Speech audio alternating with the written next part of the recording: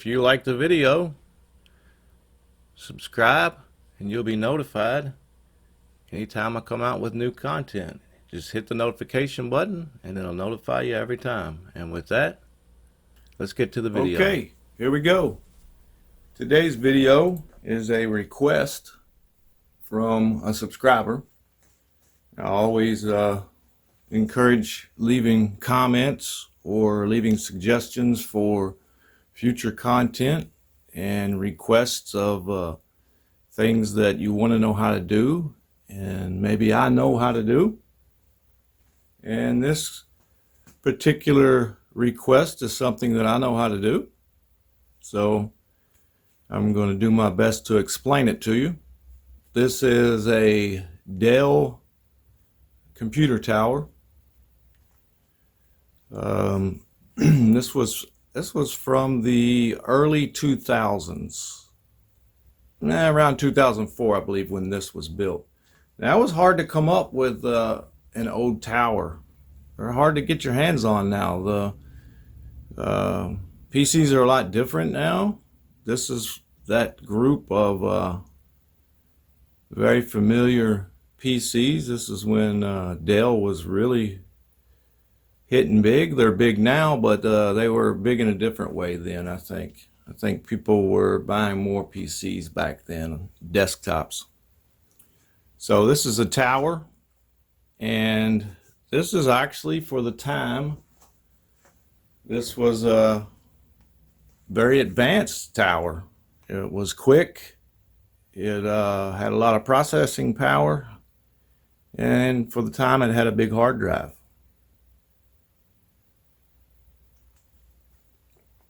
So what we're going to do,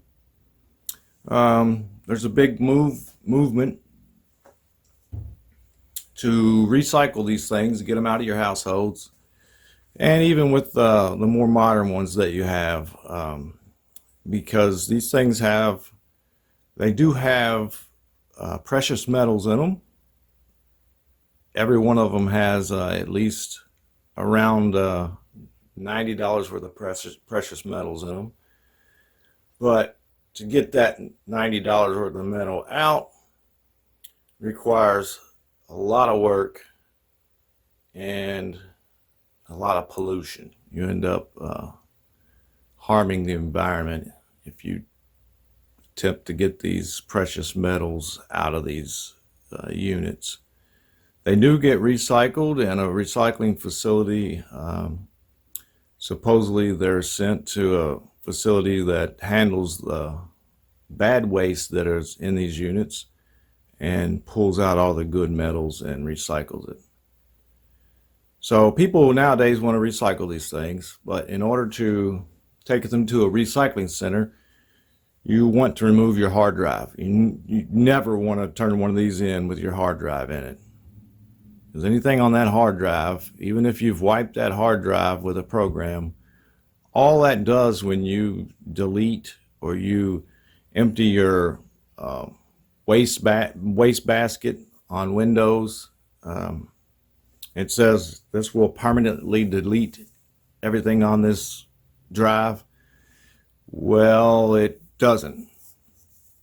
You can nearly always, pretty much under almost any circumstance, you can get the information off of these drives if you haven't physically taken them out and destroyed them.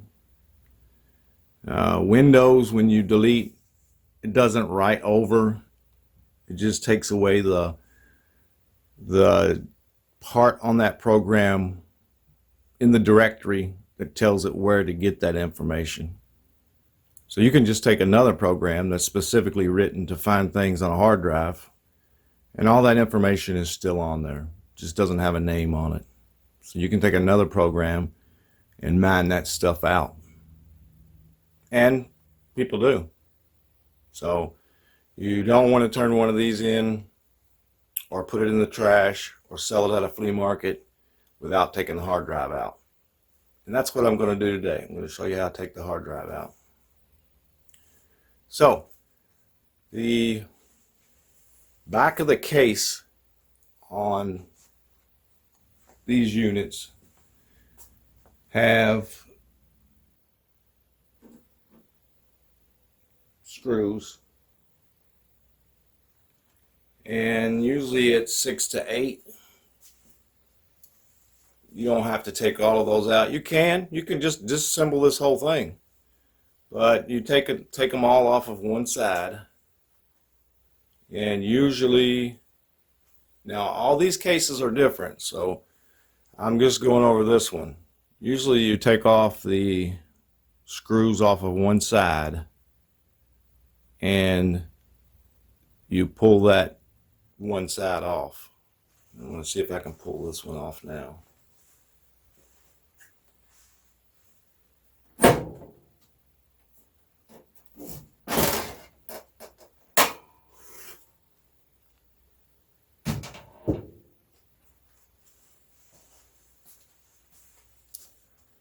Now, that exposes the inside of the unit. Now, of course, I'm making this video as if you have disconnected the power cord. It's no longer being used. Everything else is disconnected. So you want to make sure there's no power going to this thing before you open it up, and that you're not going to be using it again, because we're going to pretty much destroy the inside of this thing. So not necessarily, you wouldn't have to destroy the inside of it, but if you're going to send it to a recycling facility, you're not going to be taking the precautions you would take if you were just repairing it. Because if you were repairing it, you would want to make sure that you are grounded and you're wearing a ground strap if you were to touch anything inside the computer, because you don't want to put a static discharge inside the case. So we're making this under the scenario of this thing is going to be taken to a recycle center. So next we'll take a look at the inside. Okay, so we're looking at the inside. And let me orientate you. This is the bottom. This is the back we were just looking at. This is the back over here. Bottom. There's the front where you would have inserted discs, or you would have turned the unit on. Naturally, that leaves this is the top. Now, I'll go over a couple things with you while we got this thing open. Might be interesting to you. Little bit of a lesson for those of you who haven't seen the inside of one of these things. Now, this would have been what's called a heat sink. Now, the processor, you hear talk about the brains of the whole thing. The processor used to be referred to like the old 386 processors, 486, or Pentium. You might recognize Pentium as one of they were really big. So maybe a Pentium processor would have been in here. It would have been glued. Well, this would have been glued to it. The processor would have been right here.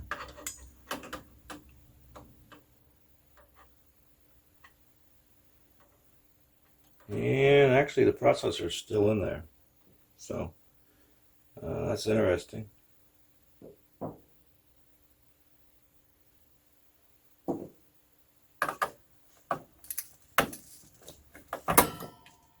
You wouldn't have done that for sure. But there's the processor. And this is a heat sink with a fan. And these processors put out a lot of heat, and the cooler you keep them, the better they run, the quicker the computer runs. So it processes faster if you keep them cool. And the gaming guys, they still have these tower units, and they have bigger cases, and they have these very elaborate fans and cooling systems. Actually, this is an elaborate cooling system for the time. Just this fan on top of the processor. They used to just have a fan. Most systems back then just had a fan usually back here, that would just pull air out of the case. This one actually had a fan that was attached to the processor, and it actually, here's the fan that you normally would see, and that's for the power unit. But this one had a fan on the processor to keep the processor cool, to make the computer run faster. And this computer ran pretty fast. I used this computer. This wasn't mine, but I did use it. And you notice here, everything in here, you can tell this was a heavy smoker, or at least a house with a lot of smoking in it. This heatsink is nearly completely stopped up with tar from the cigarettes. So that shows you why you shouldn't smoke. So here's some other landmarks I can tell you about. This would be the RAM, random access memory. And this is how it would come out. Push these white clips back. And you would pull these out. And that's your RAM. That would be like you would go to the store and say, you would go to the computer store and say, I want to add more RAM to my system. Back then they came in groups of, I've seen groups of 2, but normally you had to keep them all the same. So if you had an 8, you would get another 8 megabyte RAM. Because remember back then they were megabyte.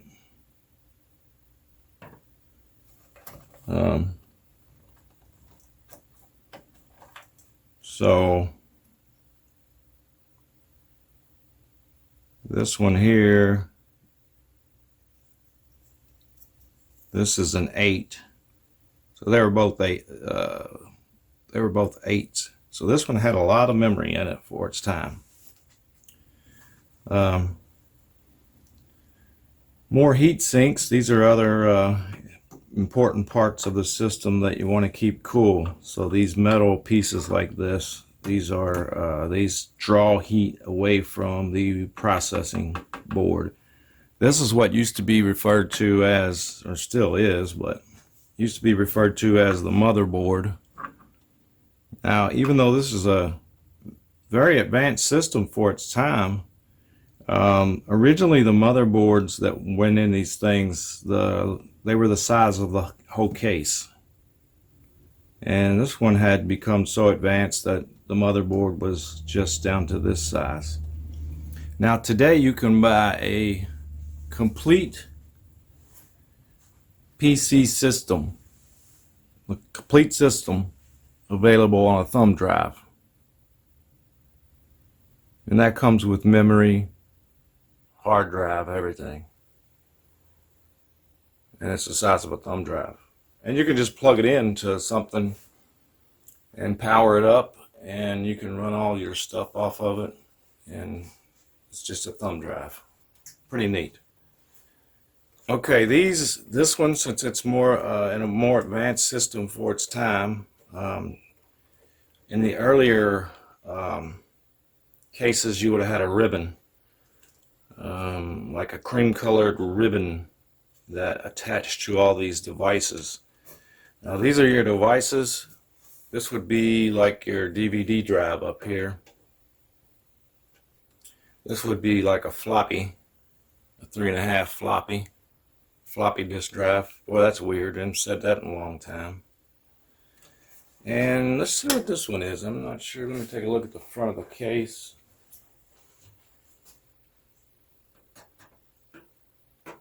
Okay, that is a micro SD card reader. That's a card reader.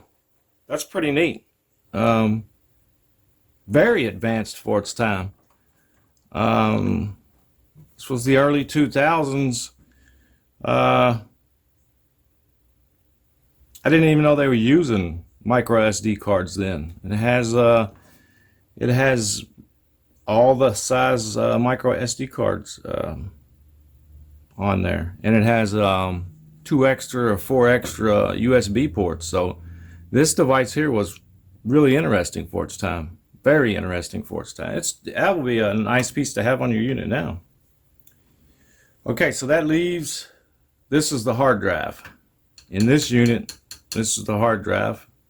Could be anywhere in this stack. But there's our hard drive.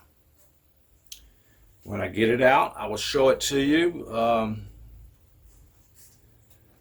Normally, they're going to have a power source.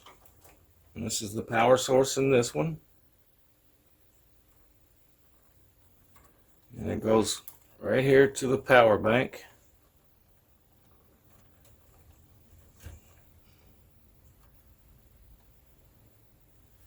Now, in the older units with the less sophisticated motherboards, your power supply is generally going to look like this. You may have to unplug a plug that looks like this. This is a very common look for a hard drive. Or this. Now, in the late 90s all the way up till almost current, this is generally what you would have attached to a hard drive. Would look like that. The earlier ones, the small ones, used that. So, okay. Now we've taken the power supply off. And this would be the data. This is the data. Actually, that is the power supply. And the other was the data. So this is the power supply. I apologize, it's a little bit different.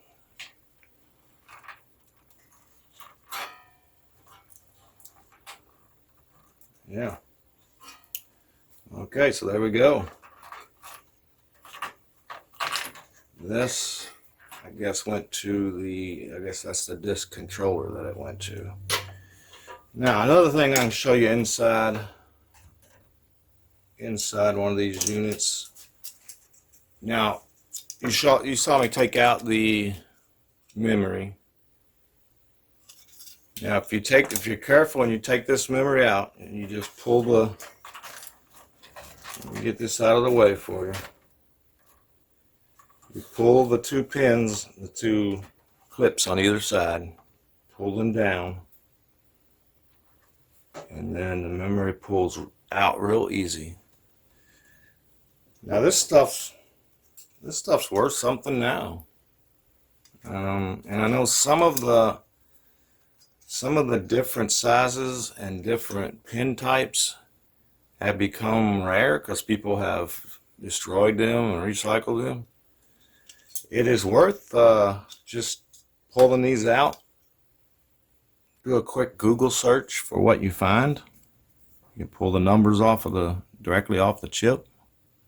Do a search and see what these are going for, what the prices are on them. I think every computer that I've taken apart, I've taken the RAM out of. The random access memory. I've taken the RAM out of it, and I have listed it on eBay or your Facebook Marketplace. Every time I've taken one apart, I've taken that out and I've sold it. Somebody wants it. Somebody wants it. It's either they want to upgrade an older system that they have and they no longer make it, or they have an old system that they want to, do some retro stuff on. But I've found that these still sell. Pretty much any model, they still sell. So do a Google search, see what they're worth, and post them on Facebook Marketplace. And you can go to the post office and get a $5 package box and put it inside, and for $5 you can send it anywhere across the country. So I would certainly check into that, because there's no sense in just throwing money away that you can recoup. So the other thing I was going to show you was, this is the power supply, and this there's a big fan under here, but this is where your power cord would have plugged in up here, and this is the switch that would have turned it on, and it has all these wires coming out of it, and that's where the power comes to all of these devices. And that's something that goes bad a lot, and actually that's what's wrong with this unit. I think about 5 years ago the power unit on this, the power supply went out, and it wasn't worth replacing. Literally at that time you could buy a refurbished unit from Walmart that what did more than this unit does for, I think, $70. That was from Walmart online, and we replaced this unit. We actually upgraded. It did more than this unit does. I'm the one that helped them find their new computer, and we found it at Walmart for $70. And at the time this thing was produced, this was at least $1,000 unit. At least $1,000. So, okay, here is the battery. Every PC unit has a battery. You say, well, why do they need to have a battery? They're plugged in. Because you have to keep the clock going. These processors, everything they do is based off of a clock. Everything. Every computation, everything they do is based off of a clock. And the clock has to keep time. So when you turn it off and the power is off, it has to keep that time and date. And all of the programs that run on a computer run off of the time that it takes to do computations. So there's some part in every program that needs the clock, and the clock has to stay running with that battery. It also keeps your name and all, all that kind of stuff, your settings, all your settings and everything. That's if your battery goes out on your unit, your computer will start up, but you'll get that screen that just goes to the BIOS, BIOS, basic input output system. And that is when the BIOS, when it gives you that, the BIOS is telling you it can't do anything else, because it doesn't have any directions, because the directions have been lost because the battery's dead. So that's when you would replace your battery. And there's a little pin there and a pin there, and that thing pops out. This was a basic thing that went out, and people would think that their computer was dead, and they would go buy a new one. They didn't know that you could replace the battery. And this thing was the cause of a lot of people buying a new system, because the battery was dead, and they would think that their motherboard was bad or something, not knowing that it had a battery in it. So now, back in the day, when I used to do some mild hacking, or if I wanted to get around somebody had a password protected on the computer, or if I was doing some basic old school hacking, we would take the battery out. We would put a new battery in, and we'd reset it so that it would the computer would reboot around the password, and then we could have access to everything. That's old school stuff. So certainly you can't, those things don't work nowadays, but that's the way we used to do it a long time ago. This would be the basic little speaker that comes on a motherboard. Usually a motherboard, all motherboards have some type of speaker always built onto them. Sometimes they're just a small little hole like on the motherboard. This one has a little external speaker that's right here. And it would be that crappy little one that makes a buzzer sound or something. That's the type of speaker that would be. Okay, we're going to take this hard drive out. Now this one, normally you would, if it was up here, we would take the screws out that correlate to this one. This one, now I believe you're going to have to take this whole little small unit out, because you can't get to that back side, because I don't think the other side of this box case comes apart. So I think we take this whole thing out. And this is not a good screwdriver. I just grabbed one real quick.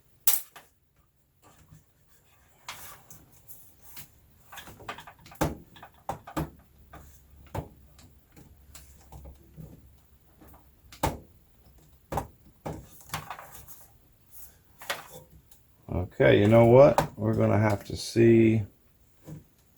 We're going to take both of these out.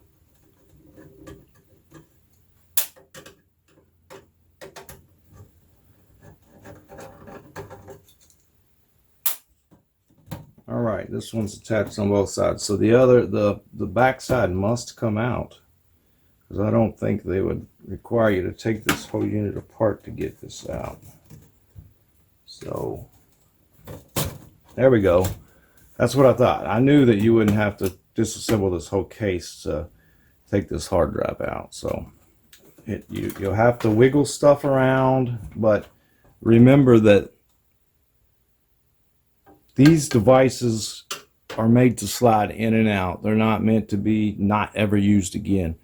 Now the motherboard in general isn't designed to be messed with a whole lot, but this area up here is designed to put things in and take things out, because they know you're going to be upgrading the system or changing things that go bad. So you know, you have to wiggle some things around and try to open the puzzle box. This one, I took that main screw out and the whole unit slides out. And now we can have access to the other side.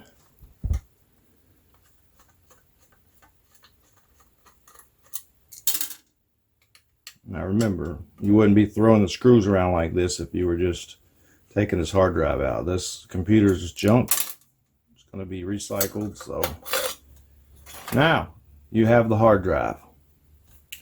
Now this is 160 gigabyte.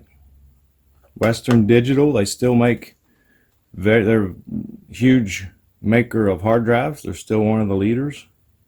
You can buy a tiny little flash drive now that, matter of fact, I have a flash drive that is as big as that.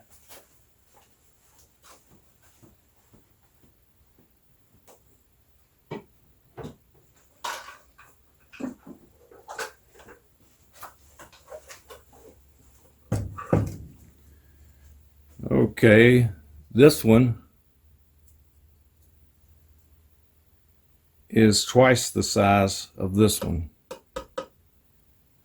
This is 2 times that. Now, at the time this was made, this was a large hard drive.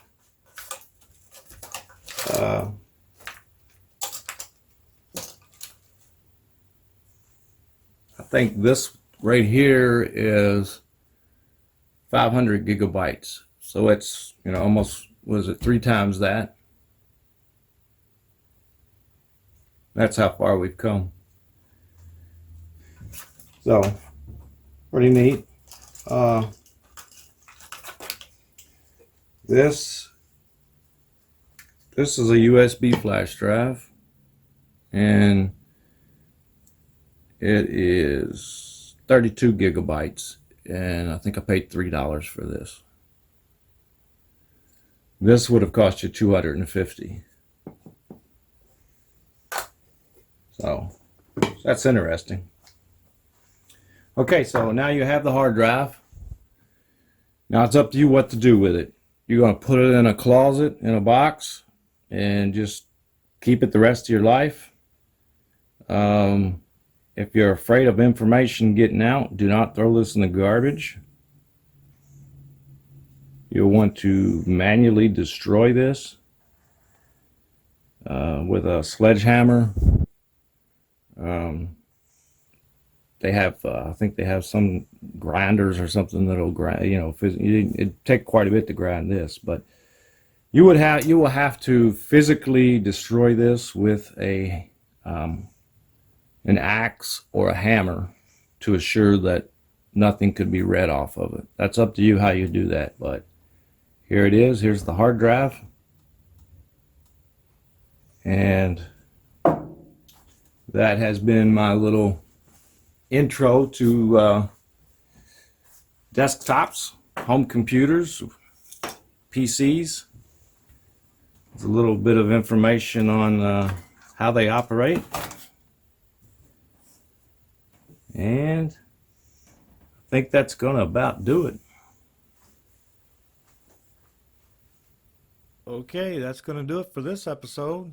Remember, if you like the content, consider subscribing. If you hit the notification button, it'll let you know when I have new content that comes out. And that's gonna about do it. Remember, that's the way I do it. We'll see you next time.